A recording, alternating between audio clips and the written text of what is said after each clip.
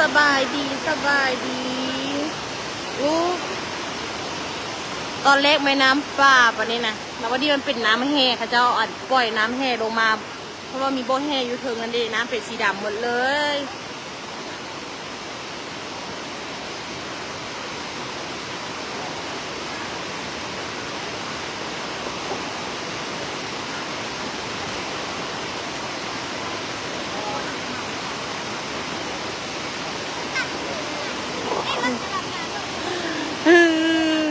อุ้ยรถมาก็มาบ่ได้ปะนี่นะ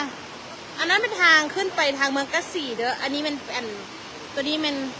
อันนี้มันบ้านบ่มพุกทางเข้าเมืองกะสีกะขี่ไปทางนั้นเป็นบ้านเกียงเมืองกะสีเข้าไปเนื้อพูดเนาะแต่ว่าตอนนี้น้ำลัดทางแล้วมาบ่ได้ฝากเซเด้ออู้ป้าไม่เอาเดี๋ยวนั้นเฮ้ยตอนแรกก็เป็นน้ำป้าอะไรเนาะมันบ่เป็นน้ำอย่างมันเป็นน้ำป้าไหลลงมาจากคูนั้นแล้ววันนี้ตอนแรกก็น้ำกับบริดับวันนี้พวกเขาจะปล่อยน้ำแห้ลงมาแล้วท่วมเบิดความแห้ของน้ำดูท่วมหมดนิดแต่ว่าอย่างบ่ทันได้ขึ้นเฮือนเพื่อเพราะว่าเฮือนสูงเฮือนอยู่สูงอยู่แต่ว่าท่วมหาอาหารแม่ให้อาหารเข้าบ่น้ำหาอาหารน้ำมันเข้าแต่ว่าท่วมตั้งแต่นี้นี่ท่วมหมดเลยนี่นะแถวนี้นะแต่ว่าอันที่สำคัญก็คืออันนี้ไม่หนทางค่ะนะหนทางสิไปเข้าเมืองกะสีสิไปเมืองแม่เมืองนานถ้าคนใดที่มาแต่เวียงจันทร์ก็คือสิมาบ่ได้เด้อคนใดที่มาแต่เวียงจันทร์นครหลวงเวียงจันทร์แล้วสิขึ้นไปพวกหลวงพ่อบาง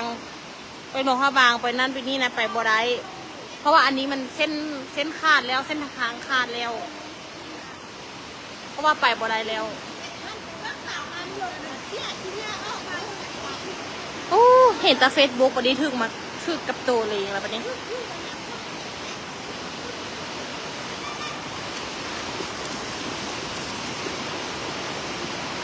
ตายเลยไม่เชื่อไม่ใส่เพื่อนนานเลยชุดต้องท้องแน่นะกลมเพลงของน้ำเปียกหมดเลยสันนะเปียกหมดเลยดู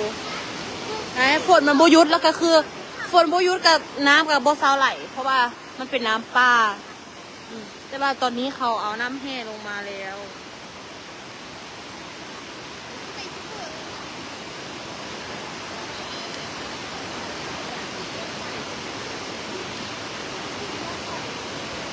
อันนี้ว่าอยู่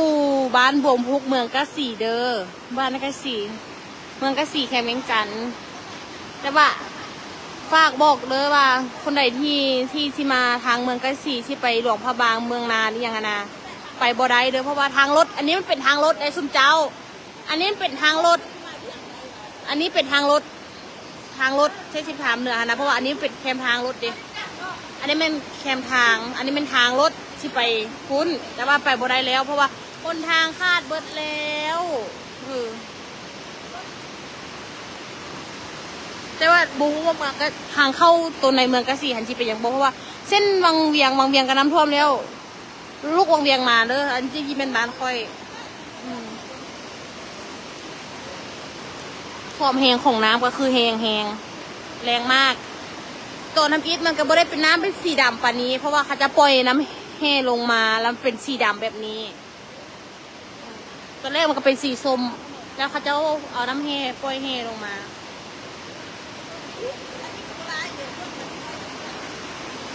กำแพงนั้นหักบนแล้วเห็นไหมกำแพงค่ะนะมันหักบนแล้ว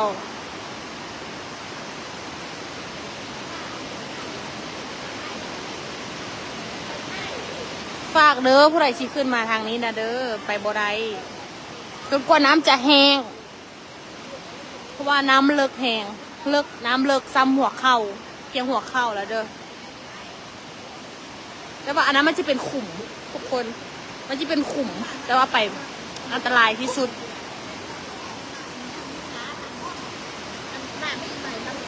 แล้วไผ่มีคอมเมนต์ถามนะว่าอันนี้มันน้ำอีหยังคือมาไหลท่วมอย่างนะมันว่าเป็นน้ำมันเป็นน้ำป่าตอนแรกมันเป็นน้ำป่าเนาะเป็นน้ำป่าแล้ววันนี้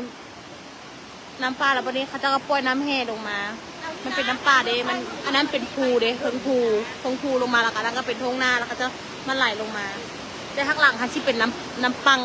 ข้างหลังเฮือนนะข้างหลังเฮือนเป็นน้ำปังเด้อข้างหลังเฮือนนะนี่อันนั้นน้ำปังข้างหลังเฮือนนะน้ำปังฝากเซเด้อฝากเซคนที่จะมาไปเมืองนานหรือว่าไปหลวงพระบางไปทางเหนือนะไปภาคเหนือเนาะไปทางภาคเหนือฝากเซเด้อคนทางเส้นนี้เส้น13เหนือไปบ่ได้บ้านบ่มพุก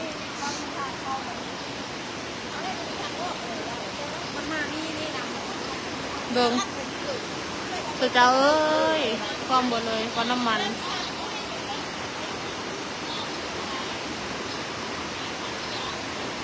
สู่กูมาบ้านมือแรก มาบ้านมือแรกอีเลยนี่นะ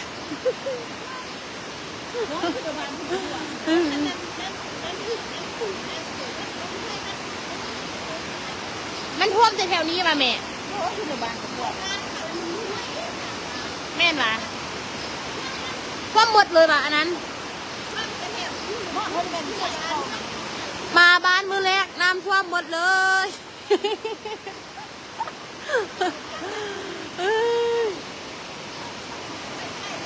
ครับปั๊มน้ำมันร้านอาหารท่วมหมดเบิ่งความแห้งของน้ำทางเทิงผู้นั้นท่วมหมดมาสู่แล้วให้เขาสิเห็นไหมปีนเอาไปอย่าไปแล้วกันได้แม่เราก็ได้นะกันที่โต๊ะเว้พูดถึงพูดอันนั้นมันเป็นอันอย่างก็ที่โต๊ะอันนี้มันอย่างก็อันนั้นอันจะว่าหนทางทางรถจิมาขาอยู่นั่นมาได้แต่รถขาอยู่นั่นเด้อรถขามันสิขาอยู่หันท่านมาแต่บางเบียงอย่างนะรถสิขาอยู่หันมาทางนั้นก็สิขาอยู่หันเพราะว่าทางนี้ขาดดิทางนี้ขาดแต่ว่าขั้นมาทางกระสีแล้วที่ไปเวียงจันทร์กับทางนั้นทางนั้นขาดเด้อก็สิได้ขาอยู่เบื้องนั้นเพราะว่ามันขาดแต่มองนี้แล้วมันก็เลิกนะมันนะเด็กคนเขาเจ้ามาอันเขาเจ้ามาบ่ได้มันขารถขาอยู่หันแต่ว่าอันยุ่งรถขาอยู่นี่เพราะว่าเขาจะมาขาตั้งแต่เมื่อคืนแล้วรถขาอยู่นี่เขาจะมาแต่อาจจะมาตั้งแต่เมื่อคืนแล้วถ้าแต่ว่าลุ่มถึงที่ไปบางเบียงข้างกระท่วมเด็กคนกระขาเจ้าขาอยู่นี่เด็กไปบ่ได้ขึ้นมาทางนี้เด็กรถขาอยู่หันมาฝั่งนั้นกระขาอยู่นั่นมาฝั่งนี้กระขาอยู่นี่เพราะว่าทางนี้ขาดถ้าไปบางเบียงอีกอะน้ำบางเบียงกระท่วมค่ะนะทุกคนเบิ้งน้ำความแห้งของน้ำ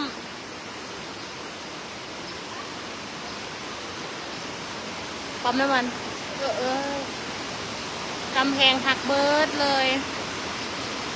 อันนี้เป็นน้ำปลาเด้อทุกคนเด้อน้ำปลามันเป็นน้ำห้วยน้ำปลาเนาะมันบ่เป็นน้ำแห้งเอง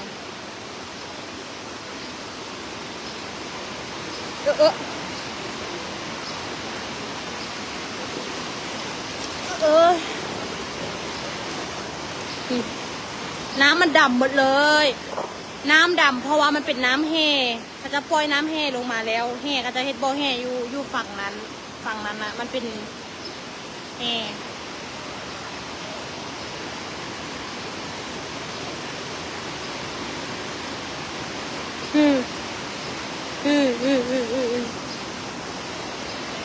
น้ำดับเบิดน้ำมันคือบุลงวะเนาะน้ำบุลงน้ำมันดำเบิดนี่นะเขาอัดหนาว่าเขาปล่อยแห่ลงมาแล้วอันนั้นมันน้ำมันวะ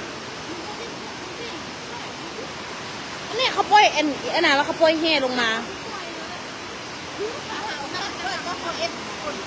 เนาะมาหาโอกาสปล่อยน้ำมาเลยแม่ก็สังเกตนะคนตกแห้งมาเลยแล้วเขาปล่อยเขาเกลื่อนเนาะเขาหาโอกาสปล่อยน้ำ อยู่อันนั้นมาเลย ทางรถเพียงเอวบุญนี่ไง รถคาอยู่หันไม่น่า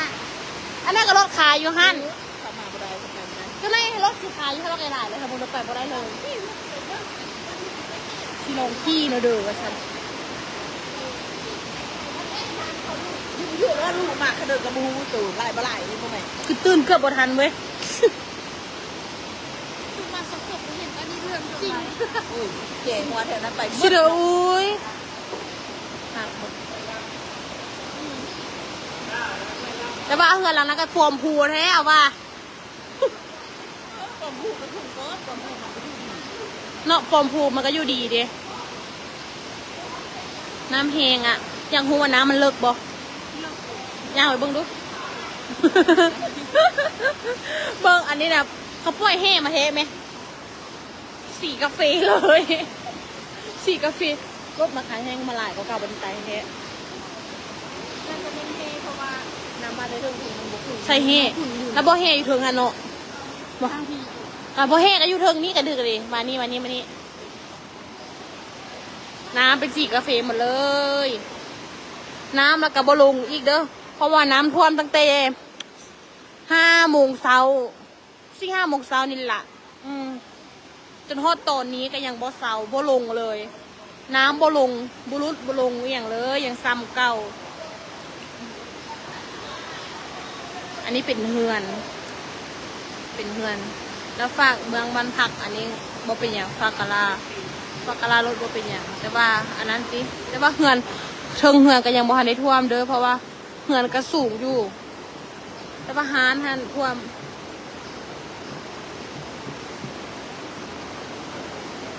หักเบิดเลยอะแต่ว่าฝากเซฟไปเด้อคนใดที่ชิมาก็สีเที่ยวทางรถ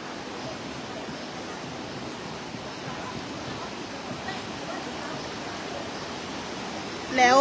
น้ำลงค่อยฉีดแจงอีกบ้านหนึ่งแล้วค่อยฉีดแจงอยู่บ้านบ่มพุกเมืองกะสีเด้อทางเข้าเมืองกะสีเลยเด้อผู้ทางเข้าตัวเมืองกะสีเลยท่านไปท่านกับบ้านเจียงเข้าเมืองกะสีเลยแต่ว่าอันนี้เป็นบ้านบ่มพุกมันทางเข้าซื่อๆเนาะทางเข้าเมืองกะสีซื่อๆเด้อมาคนใดที่จะไปหลวงพระบางไปทางเหนือหรือว่าคนใดที่สิไปเวียงจันทร์ที่ลงไปวังเวียงจันทร์เนาะน้ำท่วมค่ะเส้นนี้เพราะว่าคือรถติดยูฮันคนเขาจะมาทางงานกันรถติดยูฮันคนเขาจะที่ลงเวียงจันทร์กับรถติดยูฮันเนาะอยู่ใส่อยู่เมืองกาสีอยู่บ้านบ่มพุกไม่บอกบ้านบ่มพุกเนาะเมืองน้ำมาแห้งโทรศัพท์ตกนี่เนาะ ไม่คุ้มเลยโบอันตรายแม่อันแล้วทุกมีคอมเมนต์เนาะที่บได้คนถามว่าแม่น้ำปังบอแม่น้ำอีหยังอันนั้นจึงแม่น้ำปัง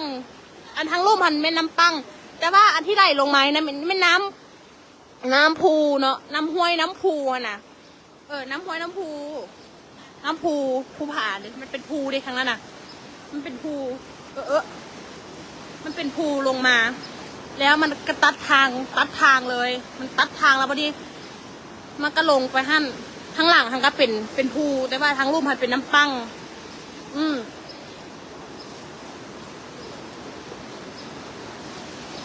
คือพวกขับรถหนี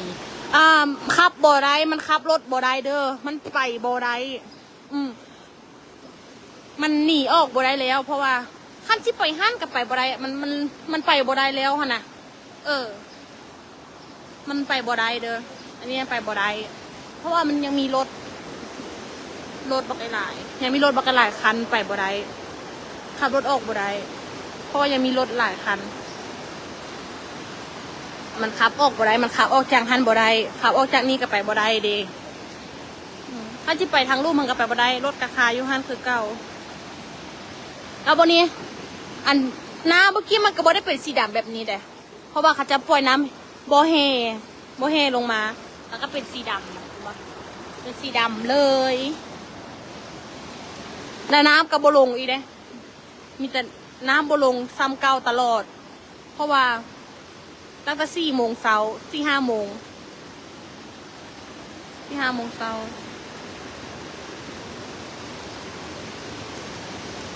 ตัวนี้ก็น้ำปังว่ะ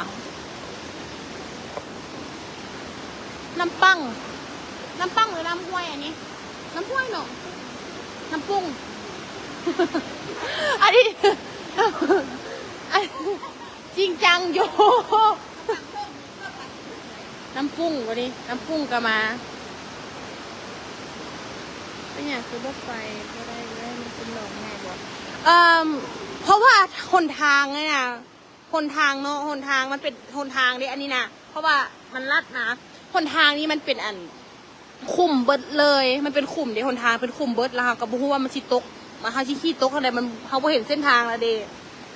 แล้วรถกระคาเมื่อกี้รถกระคาอยู่ฮะเนาะบ้านนั้นแหละกำแพงให้กระแตกออกมันเลิกแล้วมันเลิกมันเล็ก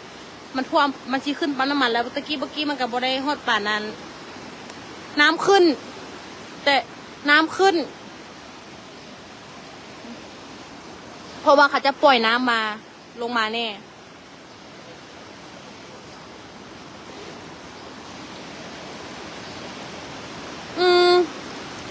มันถามว่ามีบ่อนระบายโบถ้าว่าไหลลงนี่เนาะถ้าไหลลงนี่มันก็ไหลลงไปเลยไหลลงนี่มันก็ไหลลงไปเลยไหลลงไปลุ่มพุ่นเลยฮะนะมันก็ไหลลงน้ำปังน้ำใหญ่เลยมันก็มีบ่อนระบายอยู่แต่ว่าน้ำไหลบุยุดนิดนิด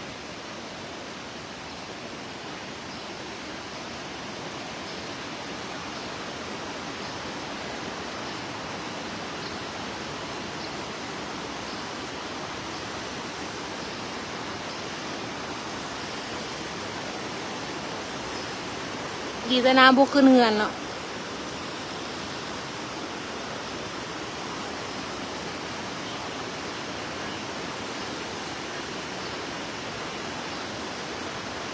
อ๋อแม่นว่ะเพราะว่าหากันสิมา มาบ้านมื้อนี้มาเมื่อวานนี้แล้วก็มาน้ำท่วมหูแต่น้ำปัง มันเป็นน้ำห้วยแต่บุหูซื้อห้วยอย่างไรก็จะเป็นน้ำปังนั่นแหละดีแต่ได้ดูดน้ำมันออกทันดูดน้ำมันออกหมดแล้ว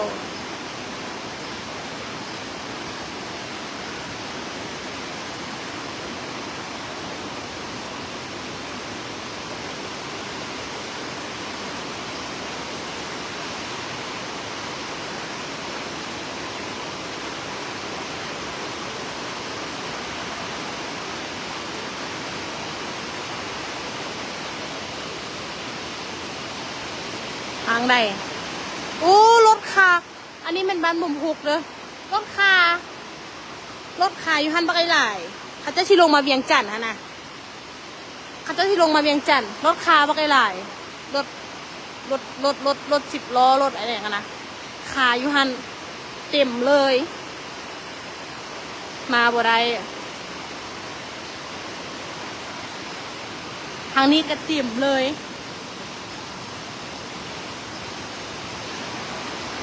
เขาก็ว่าบ่เคยน้ำท่วมกับว่าน้ำท่วมบ่เคยท่วมกับท่วมแบบ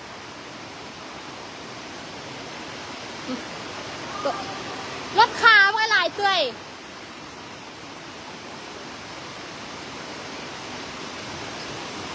มันเลิกบ่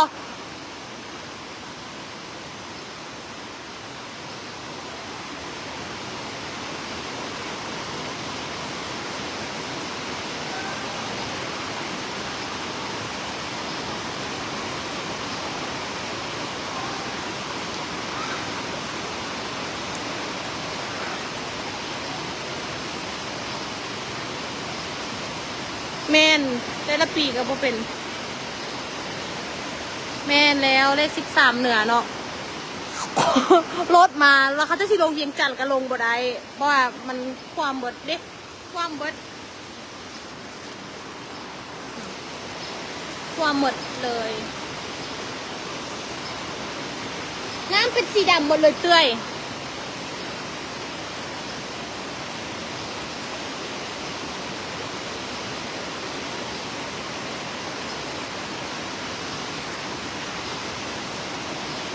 มันก็จิออกแล้วได้เพราะว่า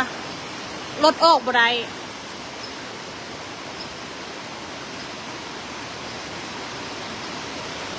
บ่ฮอดเด้ออันนี้เป็นบ้านบ่มพุกขนาดไอ้มันทางเข้าเมืองกะสีก็สิเข้าบ้านเจียงก่อนสิเข้าบ้านเจียงขั้นขี่ไปเทิงให้แล้วแม่นบ้านเจียงทางแม่งบ้านเจียงแต่ไอ้ขี่มาทางอันวังเวียงพัดตั้งพอหอมมันโตเมืองกะสีโตมันบ่มพุก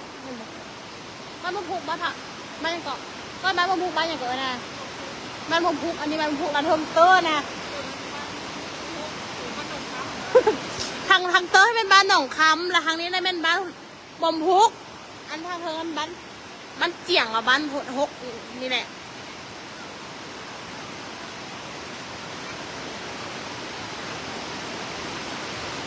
อันทุกคนอันน้ำดำๆนี่นะเขาจะปล่อยน้ำแห่บ่แห่ลงมาแข่งเวียงจันทร์เมืองกะสีแข่งเวียงจันทร์รถคาความหลายสุดเจ้ารถคายถึงนะความหลายแม่นฝนหมดคืนเลยกระน้ำท่วมแล้วท่านแม่บุกปุกกระไหลเลยตั้งสี่ห้าโมงเช้าน้ำกับบลงกว่านี้น้ำกับซ้ำนี้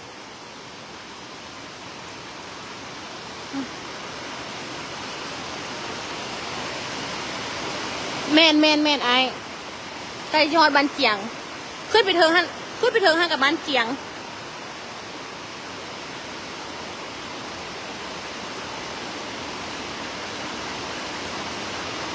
ไม่จริงยังไงชีวิตจริงตอนนี้ ไม่จริงยังไง ตอนนี้นี่เด้ออันนี้เด้อ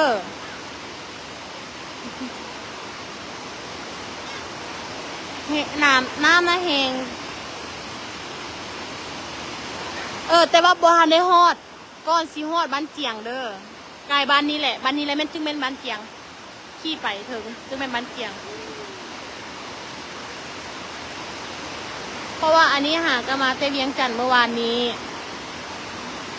มาแล้วก็มาเจอน้ำท่วมตอนใช้ไปเปลี่ยนเครื่องกัน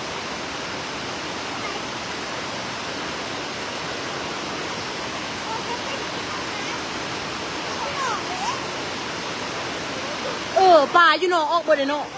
ปลาหนองปลาน้ำออกปลาออกบนเลยแม่นอันก็แม่นคือว่าสูงอยู่แหละแต่ว่าน้ำมันมาทางนี้นะไอ้น้ำมันมาแต่ทางนี้อันนี้เป็นทางเดียวมาน้ำมาแต่ทางนี้มอกระพัวมาแต่ทางไหนมาแต่ทางนี้มันมีห้วยมาแต่ทางนี้แล้วอันนี้ก็เป็นหนทางดิหนทางอันนี้ก็เป็นน้ำมันแล้วข้างหลังเฮือนธนาเป็นอันน้ำปังดิอันข้างหลังเฮือนค่อยให้เป็นน้ำปังเด้อมันเป็นเป็นป่าแหละแต่ข้างหลังก็เป็นหนองป่านำแล้วก็เป็นน้ำปังแล้วข้ามขวาเข้าไปแล้วเป็นหนองป่า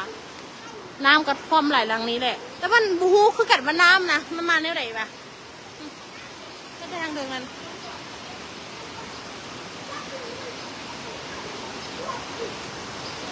ทุกคนปลอดภัยเด้อบ่มีให้เป็นอย่างเด้อดิ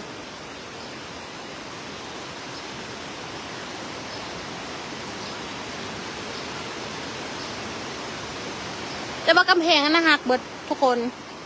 กำแพงนะเมื่อกี้รอรถแขกเพิ่น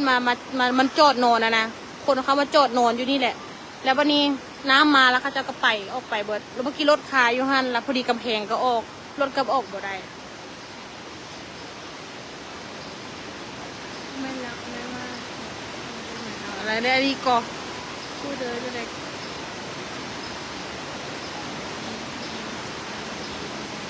แม่นตัวนี้เป็นปั๊มน้ำมันบ่มพุกเด้อตัวนี้เป็นปั๊มน้ำมันบ่มพุกเลยนี่แหละ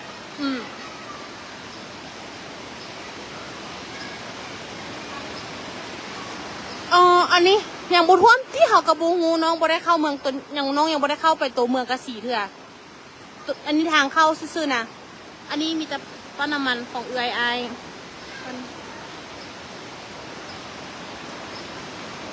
สู้ๆเด้อเด้อขอบใจเด้อน้ำ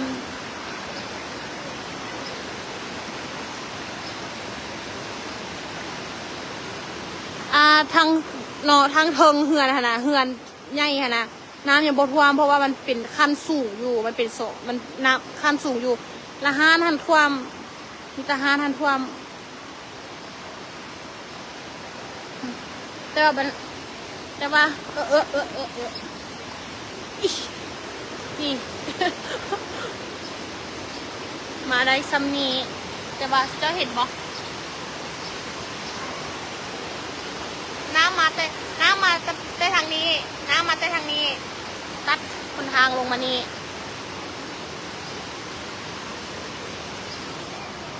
มันนาแท่นว่ะมันนาแท่นเนาะสีท่วมบ่ท่วมบ่เนาะท่วมเนาะน้ำลีกขึ้นเนาะท่วมเนาะสู้ๆเด้อขอบใจเนี่ยเขาจะกัน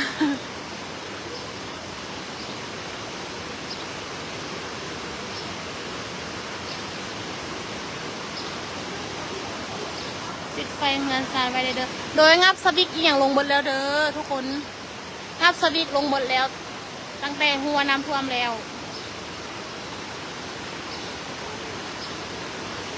เต้น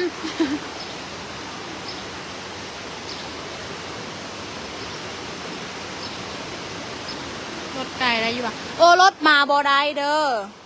เนาะฝากเซไปเด้อว่ารถมาทางนี้บ่ได้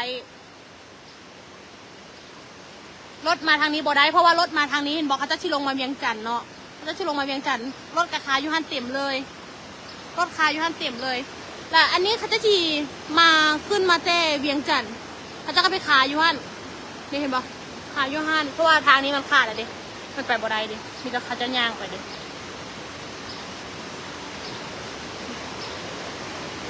มันอันตรายสุดๆเลย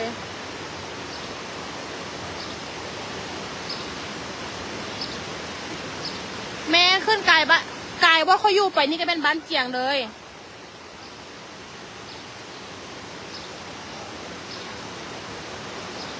กับบ้านน้อง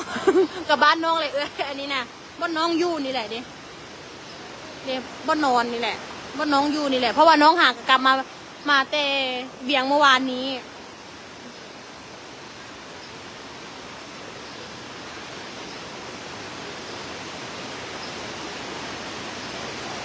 ก็บ่นอน นอนแม่ถ้าแม่ปุ๊กเอากระไหลไปตามน้ำเลยเอ้ยมาบ่ได้เอ้ย เขาเจ้ามาฮันเนี่ยเขาเจ้าย่างมันที่ย่างไหมแล้วมันบักลึกๆมันมาบักเฮงๆ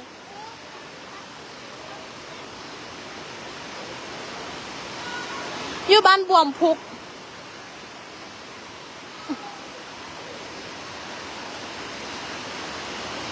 แม่นทางไปเวียงเห็นบอกเขาเจ้ามาขายอยู่ฮะเขาเจ้าชิลงเวียงจันทน์นั่นแหละชิลงเวียงจันทน์นั่นแหละขายอยู่ฮะวางเวียงกับท่วมคือกันวางเวียงบางเขตเนาะท่วมคือกัน6 โมงแรงพุ่นน่ะสุนเจ้าฝนจึงสิหยุดตกน่ะ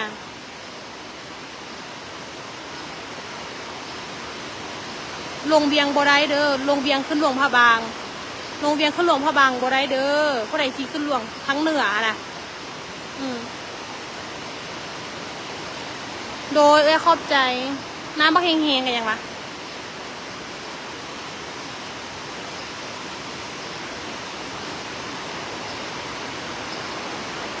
น้ำบักเฮงๆขนาดเขาตะชีย่างไปถึงฮะกับบ่ได้น้ำแหง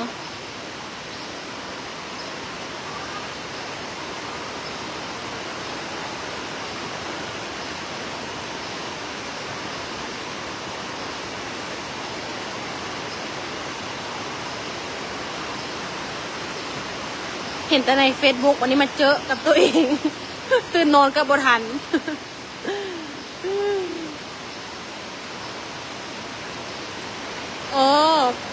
กับไบรที่ไอเพราะว่ารถกับจิมาคากับมาคายุหันคนมาเวียงจันทน์กับยิมาคายุหันแต่บ่ได้ขอให้ทุกคนปลอดภัยเด้อขอบใจทุกคนปลอดภัยเบิดทุกคนแล้วเด้อมีแต่ว่าออก มีแต่ว่าออกบ่ได้ มีแต่ว่าออกไปบ่ได้มีแต่ว่าออกจากนี่นะบ่ได้เพราะว่ามันออกบ่ได้แล้วเพราะว่ามัน น้ำมันแห้งเอารถออกกับบ่ได้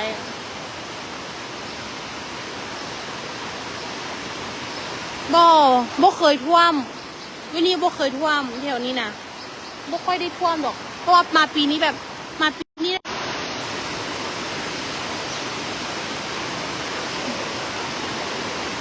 กูจะฝนตกบักแห้งๆเลยมันสิเซาอยู่สิเซาฝนตกกับบักแห้งๆเบิ่ง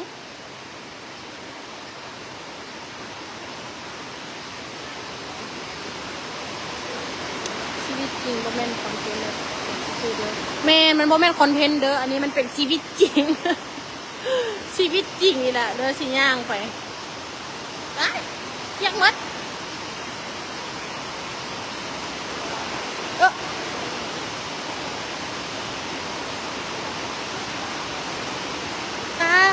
น้ำมัน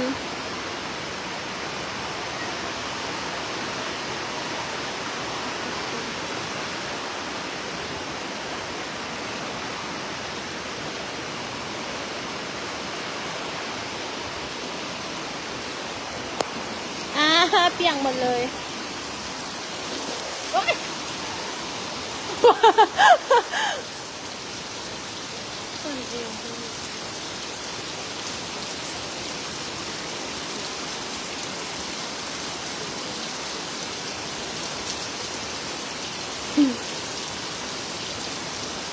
บ้านบวมพุกเด้อ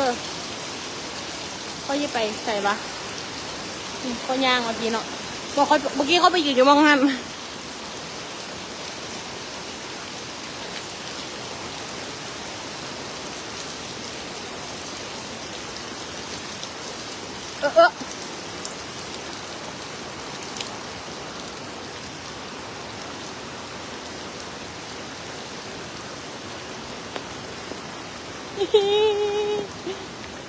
สูบ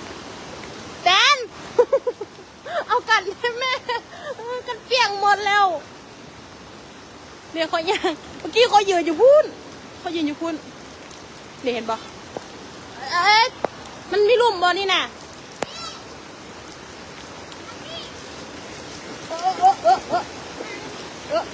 นี่นี่เห็นบอกทุกคนความเบิร์ดนี่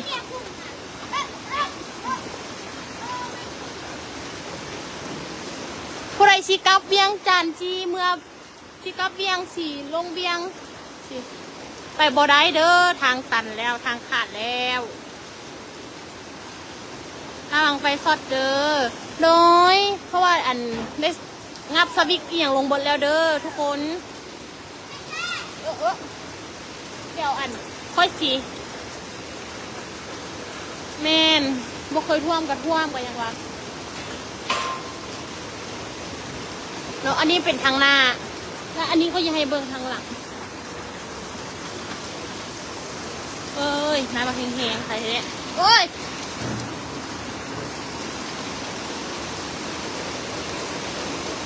เด็กเมื่อกี้ขึ้นมานี่มด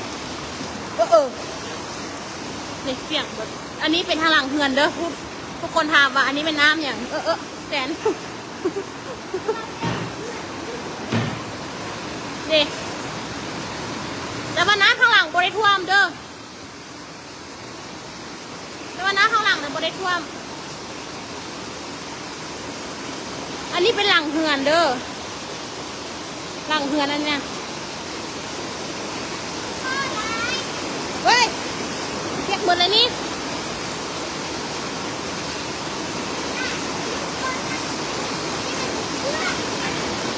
เบิ่งอันนี้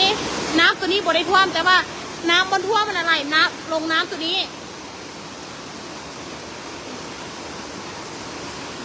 อันนี้เลยน้ำปัง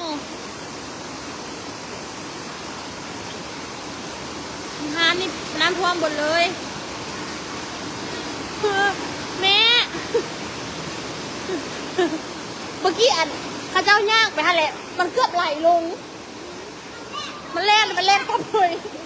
มันเงินยูฮันนี่ข้าเจ้าขับรถ10 ล้อรถบิโก้ขายอยู่ฮัน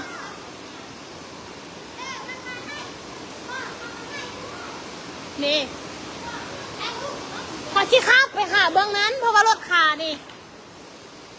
เขาสิข้ามไปหาเดียวละอันเขาสิข้ามไปหากันละเอ้าค่อยจิขึ้นตูบเลยเด้อเพราะว่า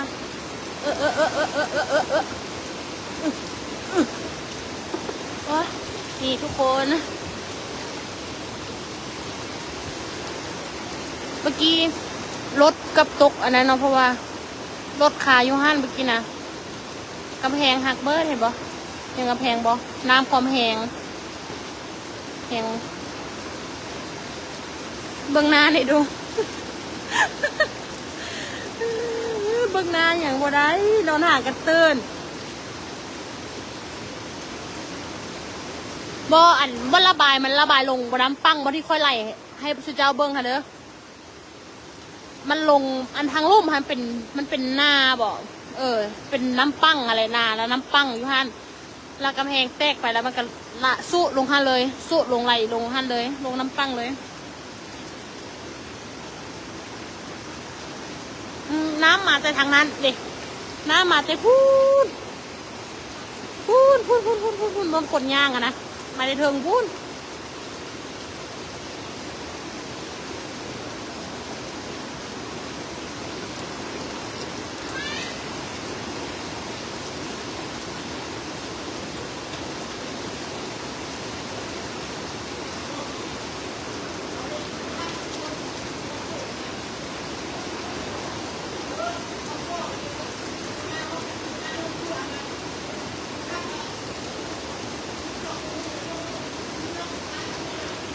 โหน่งกะน้ำโหน่งกับปลาเอาเบิดโดยทุกคนปลอดภัยเบิด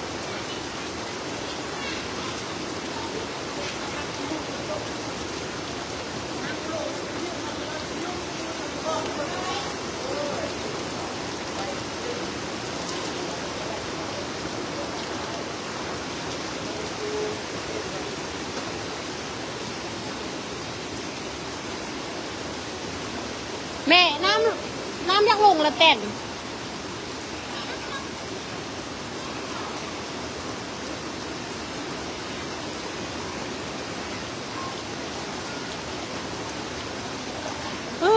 นอนอยู่นะสุดเจ้าค่อยนอนอยู่เพราะบูฮูซามาน้ำท่วมเพราะว่าก้อนนอนมันก็ฝนตกแง่ๆน้อยเดียวนึงแล้ววันนี้ตื่นขึ้นมาแล้วน้ำท่วมหมดแล้วฝนเครื่องกับบัวทัน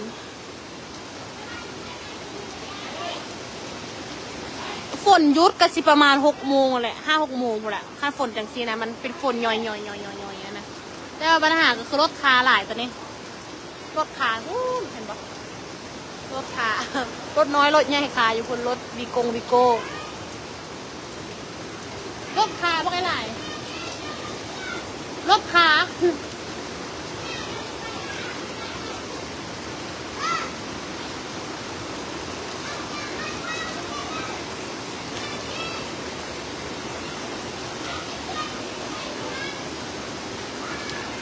อันนี้อยู่มันตกตั้งแต่เมื่อวานละฝนแต่ว่าบางเวียงน้ำท่วมเด้อบางเวียงบางก้อนเด้อน้ำท่วมหมด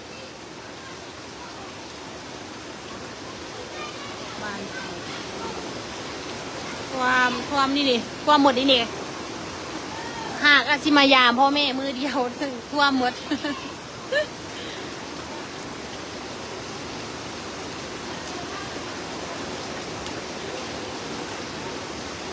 คันน้ำมันก็ชิเริ่มลงแล้วมันก็ชิเพื่อนหลายปานอย่างทะเลเลยดีเดินบุกขึ้นกะลารถมันบุกขึ้นกะลาฮันกับขึ้นเฮือนแต่มันขึ้นฮา